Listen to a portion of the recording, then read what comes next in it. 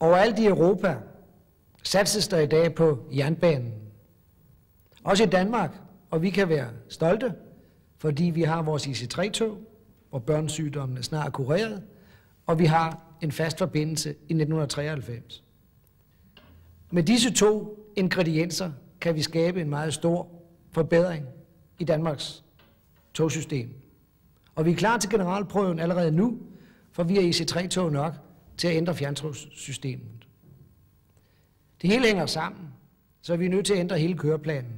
Og der er skabt forbedringer på langt de fleste strækninger for både vores regionaltogspassagerer og vores fjerntogspassagerer.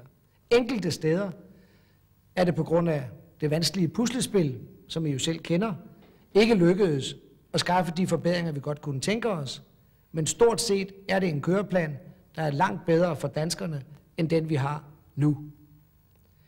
Nu er det imidlertid ikke alene køreplanen, der gør, at man får en god rejseoplevelse. Det er alle medarbejderne, der er involveret i rejseoplevelsen, der er medvirkende til det.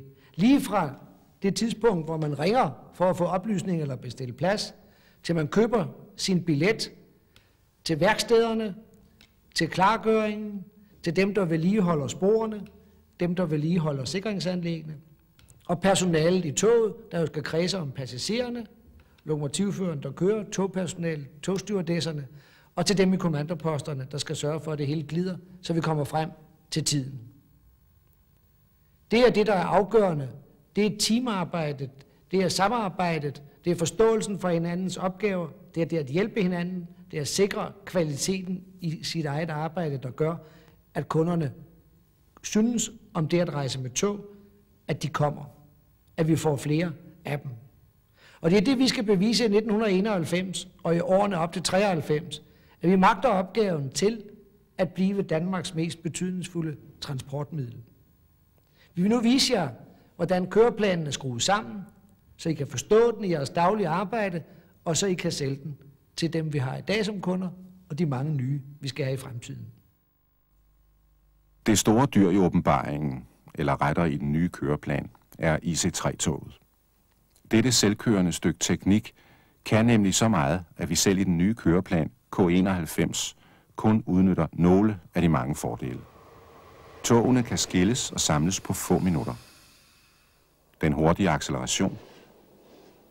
Det giver langt hurtigere rejsetider og mulighed for flere direkte tog.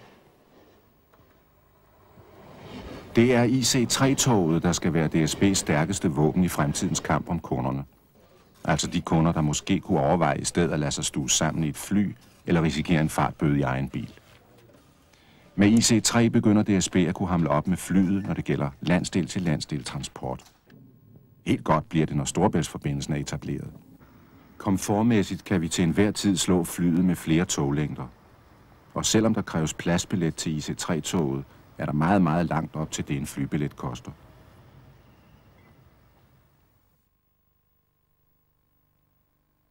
Skal vi begynde med at se på, hvor tit togene letter? Det gør de nemlig i snit hver fulde time fra Københavns Hovedbanegård. Sidste stop før færgen er Slagelse, og derfra er det direkte ombord på Storebæltsfærgen, så længe det varer. Der bliver timedrift mellem København-Aalborg og København-Kolding. 2-timedrift mellem Aalborg-Frederikshavn, Kolding-Esbjerg, Kolding-Tinglev, Vejle-Struer-Herning. 4-timedrift mellem Tinglev-Sønderborg, Tinglev-Flensborg. I øvrigt køres der 3 gange om dagen til Struer-Langå, 2 gange om dagen til Struer-Esbjerg-Ringkøbing, 2 gange om dagen til Thisted-Herning-Struer. Togene deles hver anden time i Fredericia mod Esbjerg og Aalborg, og hver anden time mod Sønderjylland og Frederikshavn. I Vejle mod Herning-Struer, i Langå mod Struer og Viborg. Samling af togene sker i de samme byer, dog samles togene fra Struer og Herning med Aalborg-delen i Fredericia. Den nye køreplan sparer tid på de lange strækninger. Hvor meget i forhold til det nuværende IC-system kan I se her. København-Aarhus, 40 minutter. København-Frederikshavn, 55 minutter. København-Esbjerg, 33 minutter. København-Herning, 24 minutter. Det nuværende lyntogssystem forsvinder indtil videre. Med IC-systemet hænger landsdelene for alvor sammen, og IC-systemet er samtidig ryggraden i resten af togsystemerne. Herfra bygges der ud med de andre togsystemer. Endnu kan IC3-togene ikke dække det samlede behov for transport mellem landsdelene. Situationen udnytter vi til at tilbyde et billigere alternativ. Her kommer interregionaltogene ind på skinnerne.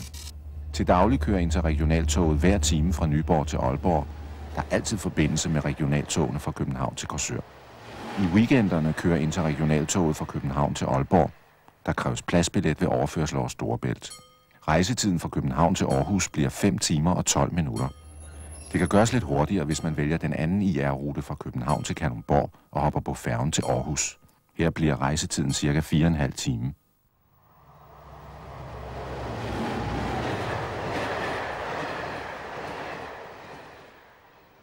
Man kan komme langt med toget. Men til daglig har de fleste jo nok mere behov for de kortere strækninger, den daglige sviptur til og fra arbejde. Det er et større puslespil, som jo igen skal hænge sammen med de lange stræk. Først kigger vi Jylland og Fyn. Her kan vi sige, at de vestlige dele af Danmark får langt flere togmuligheder end hidtil. Princippet er, at der hvor folk er, der skal togene også være. Helst så direkte som muligt. På de her stræk kører vi 1 gang i timen fra mandag til fredag i dagtimerne.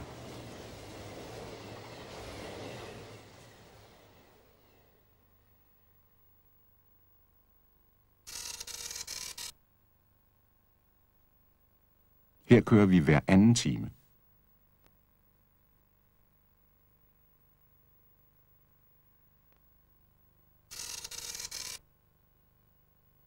Længst nede og heroppe kører vi efter behov. Kort kan vi sammenfatte ændringerne sådan her. Der bliver mange flere direkte tog til og fra Aarhus. Herning og Fredericia bliver vigtige knudepunkter, både for skift til andre regionaltog og for skift til IC3-tog.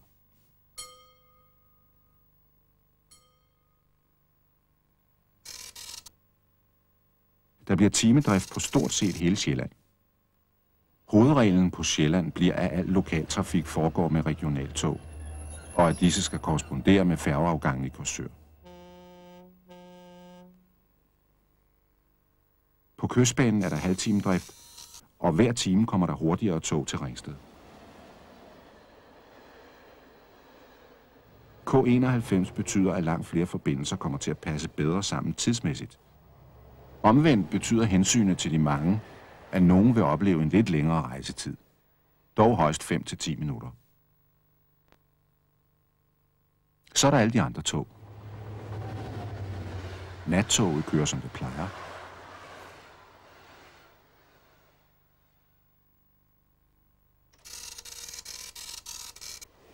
Englænderen bliver IC3-baseret og kører på sejldagene. Mens den vigtigste internationale nyhed er 2-timedrift mellem København og Hamburg.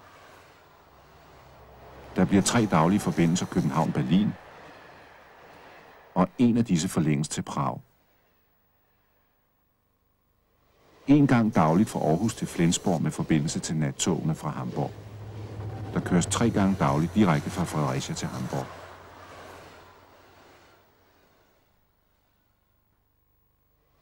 Det var hovedtrækkene i K91, altså IC3-systemet,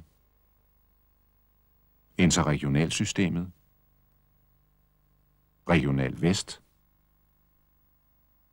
regional øst.